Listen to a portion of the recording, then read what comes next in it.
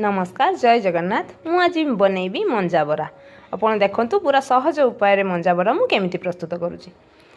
देखंतु मु मंजा को काटि नेली एमती छोट छोट करी तार सूता गुटे बाहर मु ताको बाहर कर नेथली आ छोट छोट एमती करके मु हल्दी पानी रे ताको रखी देली काहे कि ना ये न रखले हल्दी पानी रे कला पड़जिवो। तापरे मु नून टिके सेतरे पकेकी एमती टिके मिसे नेली काहे कि ना से टिके नरम हे जिवो।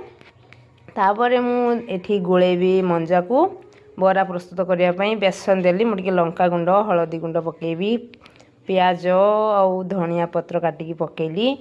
तापरे मु देखु या गोले नेबी भलसे। आपण एमती सहज रेसिपी देखापी मो चैनल को निहाती सब्सक्राइब करंतु लाइक गोटे करंतु आउ एमती सहज सहज रेसिपी मु सब बेले आपन को देबी। मु करई बसे नेथली मोर एठी छोट गोटे चुली रे कढ़ा करई बसे नेकी तेल दे देली मु सरसो तेल देइची।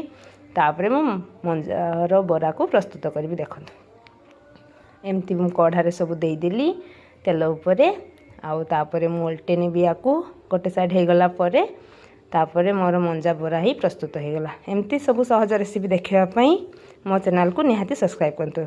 रहुची जय जगन्नाथ।